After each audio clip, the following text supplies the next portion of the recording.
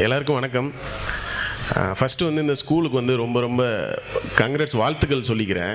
ஏன்னா வந்து இந்த ஸ்கூல் ப்ரெசன்டேஷன் ஒன்று போட்டப்போ ஃபஸ்ட்டு என்விரான்மெண்ட் டேன்னு ஸ்டார்ட் பண்ணிங்க. ரொம்ப பெரிய விஷயம் அது. ஸோ அது எல்லா ஸ்கூலும் பண்ணாங்க அப்படின்னா ரொம்ப நல்லாயிருக்கும் இந்த உலகம்.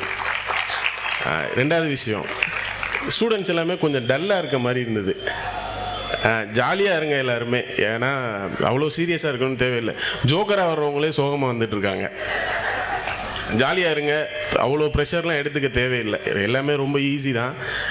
எவ்வளோ பெரிய விஷயமா இருந்தாலும் ஈஸியாக முடிச்சிடலாம். சந்தோஷமாக இருங்க. ஸ்டூடெண்ட் ஆஃப் இயர் வாங்குறீங்க, இவ்வளோ டல்லாலாம் இருக்கக்கூடாது, ஜாலியாக இருக்கணும். அவார்ட்ஸ் வாங்கின எல்லாருக்கும் ரொம்ப ரொம்ப கங்க்ராட்ஸ், வாழ்த்துக்கள். வாங்காதவங்களுக்கும் ரொம்ப ரொம்ப வாழ்த்துக்கள். அடுத்த வருஷம் நீங்கள் எல்லாருமே வாங்கணும் அப்படின்னு நான் கேட்டுக்கிறேன். ஸோ நான் வந்து நிமல் ராகவன், தஞ்சாவூர் மாவட்டம் பேராவூர்ணி பக்கத்தில் இருக்க நாடியங்கிற கிராமம். பேசிக்கலி நான் ஒரு இன்ஜினியர். நான் துபாயில் ஒர்க் பண்ணிகிட்டு இருந்தேன். பட் எங்கள் ஊர் பார்த்தீங்க அப்படின்னா ரைஸ் பவுல் ஆஃப் தமிழ்நாடுன்னு சொல்லுவாங்க. தஞ்சாவூருங்கிறது வந்து நெற்களஞ்சியம்னு சொல்லுவாங்க. ஆனால் 1999 2000 இந்தியாவிலேயே அதிக அளவு தேங்காய் உற்பத்தி பண்ணுற இடமா எங்கள் ஊர் மாறிடுச்சு. பொள்ளாச்சி, அந்தமான், கேரளா இதெல்லாம் பீட் பண்ணி இந்தியாவிலேயே அதிக அளவு தேங்காய் உற்பத்தி பண்ணுற இடமா எங்கள் ஊர் மாறிடுச்சு. ஸோ ஒரு 80 விழுக்காடு மக்கள் வந்து அந்த தென்னை விவசாயத்தை நம்பி தான் இருப்பாங்க, இன்க்ளூடிங் எங்கள் குடும்பமும் சேர்ந்து. இன்னொரு விஷயம் என்னென்னு பார்த்தீங்கன்னா, நான் பிறந்து ஒரு 6 மந்த்ஸ்லேயே எங்கள் அப்பாவுக்கு பிரெயின் டியூமர் வந்துடுச்சு. ஸோ எங்களோட குடும்பம் சர்வைவ் ஆனது, என்ன தான் எங்கள் தாத்தா சப்போர்ட் பண்ணியிருந்தாலும் எங்கள் குடும்பத்துக்கு சர்வைவல் நடந்தது வந்து இந்த தென்னை விவசாயத்தில் தான். இன்னொரு விஷயம் பார்த்தீங்க அப்படின்னா, நான் பிறந்து எங்கள் அப்பாவுக்கு முடியாமல் போனதுனால ஸோ என்னை வந்து ஒரு சிம்பிள் ஆஃப் பேட் லக் அப்படிங்கிற மாதிரி தான் பார்ப்பாங்க. ஸோ இது ஒரு பக்கம் போயிட்டுருக்கு. நான் கொஞ்சம் கொஞ்சமாக படிக்கிறேன். படித்து முடிச்சுட்டு நான் ஜாப் அப்ராட் போய் ஒர்க் பண்ணிகிட்ருக்கேன். ஒர்க் பண்ணிகிட்டு இருக்கப்ப 2018 அக்டோபர் வந்து ஊருக்கு வர்றேன் ஒரு வெக்கேஷனுக்காக. ஸோ வெக்கேஷனுக்காக வந்துட்டு திரும்பி போகிறப்ப தான் வந்து கஜா புயல் அப்படிங்கிற ஒரு புயல் வரப்போகுது அப்படின்னு ஒரு நியூஸ் வருது. ஸோ அதை யாருமே பெருசாக எடுத்துக்கல. ஏன்னா எங்கள் பகுதி வந்து இதுக்கு முன்னாடி பெருசாக எந்த ஒரு டிசாஸ்டரையும் ஃபேஸ் பண்ணதே கிடையாது. கடல் பக்கத்தில் தான் இருக்குது எங்கள் ஊர்லேருந்து ஒரு 3 கிலோமீட்டரில். ஈவன் சுனாமி அப்போ கூட கடல் உள்வாங்கி தான் இருந்ததே தவிர பெருசாக பாதிப்பு எதுவுமே இல்லை. ஸோ அதனால் இந்த புயலை யாருமே பெருசாக எடுத்துக்கல. பட் எனக்கு கொஞ்சம் குளோபலி அந்த டயஸ்போராஸ் கனெக்ட் இருக்கிறதுனால நிறைய ஆக்டிவிஸ்ட் வந்து வார்ன் பண்ணாங்க, இந்த புயல் வந்து பெரிய பாதிப்பை கொடுக்க போகுது அப்படின்னு. ஸோ நான் என்ன பண்ணேன், ஊருக்கு போகாமல் ஒரு 1 வீக் எக்ஸ்டெண்ட் பண்ணிவிட்டு ஊரில் இருந்தேன். எதிர்பார்த்ததை விட அந்த புயல் வந்து பெரிய பாதிப்பை கொடுத்தது. இப்போ எங்கள் ஊர் பார்த்திங்கன்னா எல்லா வீடுமே தென்னந்தோப்புக்குள்ளே தான் இருக்கும். இப்போ பக்கத்தில் எங்கள் பெரியப்பா வீடு ஒரு 400-500 மீட்டர்ஸில் இருக்கும். நார்மலாக பார்த்தீங்கன்னா அந்த வீடு தெரியாது. ஸோ அந்த புயல் அடிக்குது, காலையில் பார்த்தா எங்கள் பெரியப்பா வீடு ரொம்ப கிளியராக தெரியுது கண்ணுக்கு. அவ்வளோ தென்னை மரங்கள் விழுந்துடுச்சு. கிட்டத்தட்ட வந்து 4 கோடி தென்னை மரம் அந்த பகுதிகளில் தஞ்சாவூர், திருவாரூர், நாகப்பட்டினம், புதுக்கோட்டை டிஸ்ட்ரிக்ஸில் வந்து விழுந்துடுச்சு. இது வந்து ரொம்ப பெரிய பாதிப்பாக இருந்தது. ஏன்னா வந்து இந்த தென்னையில் வந்து வருமானம் ஜாஸ்திங்கிறதுனால ரைஸ் பவுல் ஆஃப் தமிழ்நாடு நெற்களஞ்சியமாக இருந்த இடம் முக்கவாசி விவசாயிகள் வந்து தென்னை விவசாயத்துக்கு மாறிட்டாங்க.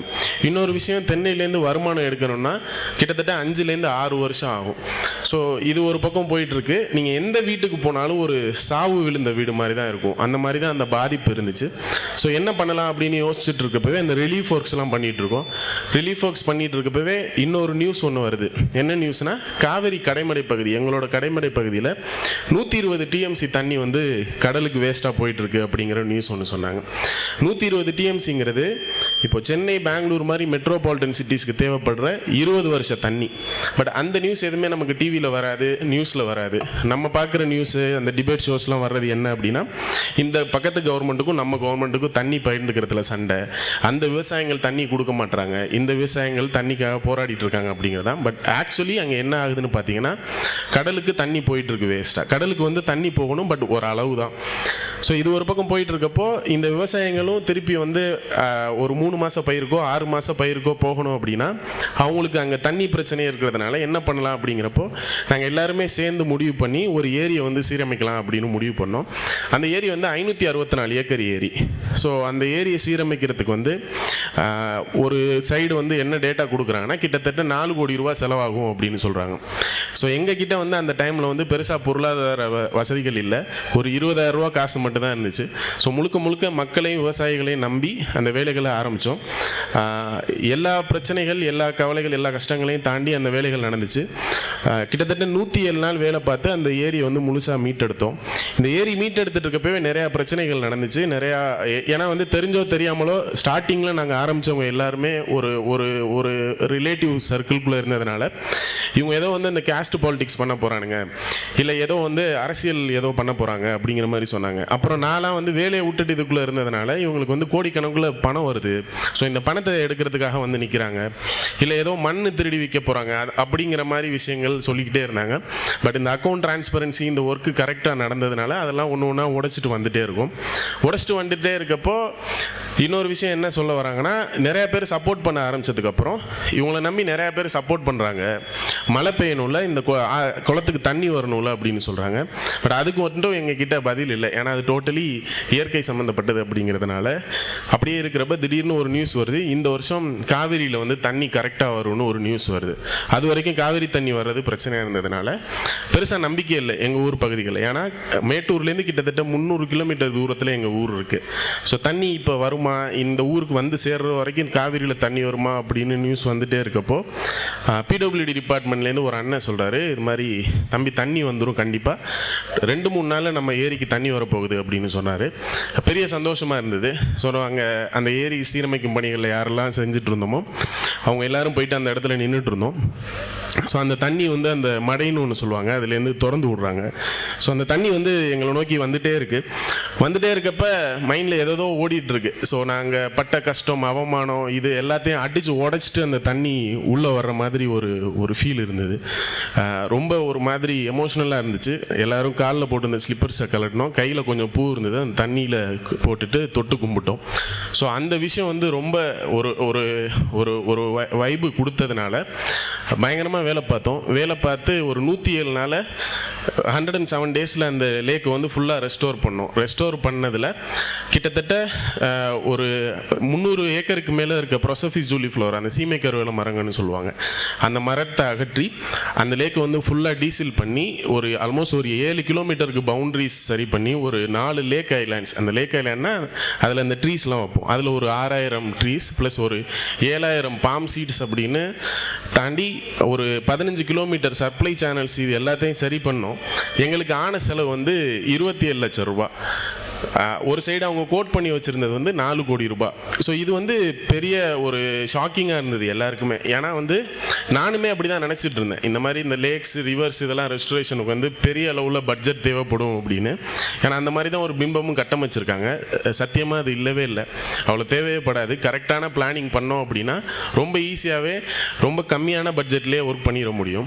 ஸோ இதை தாண்டி இம்பேக்ட்ஸ்னு பார்த்தீங்கன்னா அந்த லேக் ஆல்மோஸ்ட் ஒரு 5 கிலோமீட்டர் ரேடியஸ்க்கு ரீசார்ஜ் பண்ணிச்சு அந்த கிரவுண்ட் வாட்டர். ஏன்னா 564 ஏக்கருங்கிறது நார்மலாக நம்ம கண்ணில் பார்க்க முடியாது, ரொம்ப தூரம் வரைக்கும் கடல் மாதிரி தெரியும்.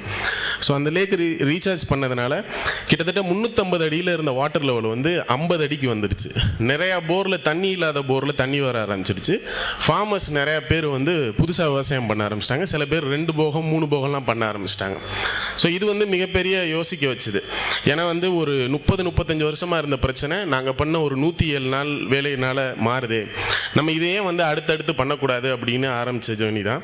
ஃபஸ்ட்டு தஞ்சாவூர் டிஸ்ட்ரிக்டில் ஆரம்பிச்சது, அப்புறம் அடுத்தடுத்த டிஸ்ட்ரிக்ட், அப்புறம் அடுத்தடுத்த ஸ்டேட்டு, அப்புறம் அடுத்தடுத்த கண்ட்ரீஸ்னு நாளைக்கு வந்து கர்நாடகா ஹூப்ளி பக்கத்தில் என்னோட 293வது லேக் ஒர்க் ஸ்டார்ட் பண்ண போகிறோம்.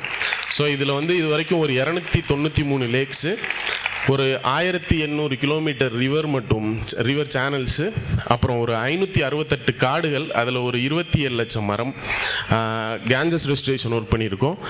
அதே மாதிரி வந்து நர்மதா ரெஸ்டரேஷன் ஒர்க் பண்ணியிருக்கோம். இப்போ மகாநதி ரெஸ்டரேஷன் போயிட்டுருக்கு. நம்ம காவேரியோட இது ஒர்க் பண்ணிகிட்ருக்கோம். இதெல்லாம் தாண்டி நம்ம இந்தியாவிலே எங்கெங்கே வாட்டர் கிரைசிஸ் ஜாஸ்தியாக இருக்கோ, எக்ஸாம்பிள் இந்த ஃபார்மர்ஸ் சூசைட் ஜாஸ்தியாக இருக்க மகாராஷ்டிரா விதர்பாவில் ஒர்க் போயிட்டுருக்கு. வேர்ல்ட்ஸ் லார்ஜஸ்ட் ஒயிட் டெசர்ட்னு சொல்ல பூஜ் ரன் ஆஃப் கட்சில் ஒரு 12 லேக் ரெஸ்டோர் பண்ணோம். ஜம்முவில் ஒர்க் பண்ணியிருக்கோம். அதே மாதிரி வந்து ராஜஸ்தானில் ஒர்க் போயிட்டுருக்கு, இப்போ ப்ரெசென்ட்டாக போயிட்டுருக்கு. நம்ம தமிழ்நாட்டில் என்ன தான் வந்து ரொம்ப ஒரு இதாக சொல்லிகிட்டு இருந்தாலும் நான் பார்த்த வாட்டர் கிரைசிஸ்லேயே பயங்கரமான வாட்டர் கிரைசிஸ்னு பார்த்தீங்கன்னா ராமநாதபுரத்தில் நிறைய பேர் நீங்கள் நோட் பண்ணியிருக்கலாம், போகிறப்ப அந்த ஒரு 5 வண்டி குடத்தை வச்சு தள்ளிட்டு போயிட்டுருப்பாங்க. ஸோ இப்போ நம்ம இங்கே பேசிகிட்டு இருக்க நேரத்தில் அட்லீஸ்ட் ஒரு 1000 பேராச்சும் தண்ணியை நோக்கி போயிட்டு இருப்பாங்க. அந்த மாதிரி தான் 2026 இப்போ மார்ச் 26ஆம் தேதி நடந்துகிட்ருக்குவாங்க. ஸோ அங்கே தொடர்ச்சியான நீர்நிலைகள் சீரமைக்கும் பணிகள் போயிட்டுருக்கு. நிறையா பகுதிகளில் வந்து 2 போகம் விவசாயம் பண்ண வச்சாச்சு. சிம்பிளாக சொல்லணுன்னா ராமநாதபுரத்தில் குறிப்பாக விமன் ஒரு நாளைக்கு 6லேருந்து 8 மணி நேரம் தண்ணிக்காக மட்டும் ஸ்பெண்ட் பண்ணிகிட்டு இருக்காங்க. ஒரு நாளைக்கு 5லேருந்து 6 மணி நேரம் நடந்து போயிட்டுருக்காங்க ரோட்டில். வாரத்துக்கு 2 பேர் இல்லை 3 பேர் அந்த தண்ணி எடுத்துகிட்டு இருக்கப்போ ரோடு ஆக்சிடென்ட்ஸில் இறந்துட்டு இருக்காங்க. ஸோ நான் அந்த முதல்ல சொன்ன அந்த வண்டி வந்து கொடூரமான விஷயம் என்னென்னா லோயர் மிடில் கிளாஸில் டவுரியில் ஒரு ப்ராப்பர்ட்டி ஆகிடுச்சு. ஸோ சைக்காலஜிக்கலி என்ன அர்த்தம்னா, இப்போ எனக்கு என் மகள் இருக்கா, என் மகளை ஒரு இடத்துல கட்டி கொடுக்குறேன்னா என் மகளை கட்டி கொடுக்குற இடத்துலையும் வாட்டர் கிரைசிஸ் இருக்கும்னு தெரிஞ்சு கட்டி கொடுக்குறோம். அவளுக்கு சீதனமாக அந்த வண்டியை நான் வச்சு கொடுக்குறேன். அந்த மாதிரி இந்த நேரத்தில் இப்போ நடந்துகிட்ருக்கு. ஸோ ராமநாதபுரத்தில் ஒர்க்ஸ் போயிட்டுருக்கு லாஸ்ட் 3 இயர்ஸாக. அங்கே ஒரு ஆல்மோஸ்ட் ஒரு 22 ரிவர் சேனல்ஸ் அப்புறம் ஒரு 35 லேக்ஸ் பண்ணியிருக்கோம். அதே மாதிரி ஸ்ரீலங்காவில் நம்ம தமிழர் பகுதிகளில் 2021லேருந்து தொடர்ச்சியாக ஒர்க் போயிட்டுருக்கு. போன வருஷம் நாங்கள் ஒர்க் பண்ணோம். நிறைய பேருக்கு தெரிஞ்சிருக்கும், ஸ்ரீலங்காவில் வந்து பயங்கரமாக ஃப்ளட்ஸ் இருந்தது. நாங்கள் ஒர்க் பண்ண இடங்களில் மட்டும் அந்த ஃப்ளட்ஸ்னால் பாதிப்பே கிடையாது. தண்ணி ஃபுல்லாக நின்று ரொம்ப வருஷத்துக்கு அப்புறம் ஆல்மோஸ்ட் ஒரு 50 வருஷத்துக்கு அப்புறம் நிறையா லேக்ஸ் அங்கே ரெஸ்டோர் பண்ணதுனால அங்கே இருக்க ஃபார்மர்ஸ்க்கு ரொம்ப பெரிய சப்போர்ட்டாக இருக்குது. அதே மாதிரி ஆஃப்ரிக்காவில் கென்யாவில் ரொம்ப ரொம்ப கொடூரமான வாட்டர் கிரைசிஸ் இருக்க ஏரியாஸில் லாஸ்ட் ஒரு 4 இயர்ஸாக ஒர்க் பண்ணிகிட்ருக்கோம். அங்கே ஆல்மோஸ்ட் ஒரு 10 லேக்ஸ் ஒர்க் பண்ணியிருக்கோம். இதை தாண்டி ஒரு 400 ரீசார்ஜிங் பிட்ஸ் அந்த போர்ஹோல் ரீசார்ஜ் பண்ணியிருக்கோம். கித்துயி வெஸ்டர்ன் ப்ரோவிஸ்னு ஒரு இடம், அங்கே வந்து நாங்கள் ஒர்க் பண்ணி 35 வருஷத்துக்கு அப்புறம் மழை பெஞ்சு அந்த லேக் வந்து 2 வாரத்தில் நிரம்பிச்சு. ஸோ அதனால் அவங்க வந்து எனக்கு வந்து வாம்புவா சன் ஆஃப் ரெயின் அப்படின்னு ஒரு ஆஃப்ரிக்காவில் வந்து பேர் வச்சாங்க. ஸோ நான் எதுக்கு இதை நான் சொல்லிகிட்டு இருக்கேன் அப்படின்னா, இப்போ நான் இந்தியன் ஆர்மி கூட நான் ஒர்க் பண்ணிகிட்ருக்கேன், இந்தியன் ஏர்ஃபோர்ஸ் கூட ஒர்க் பண்ணிகிட்ருக்கேன். ஆல்மோஸ்ட் ஒரு 7 ஆஃப்ரிக்கன் கண்ட்ரீஸ்க்கு இந்த வாட்டர் ரிலேட்டட் இஷ்யூஸ்க்கு ஒர்க் பண்ணிகிட்ருக்கேன்.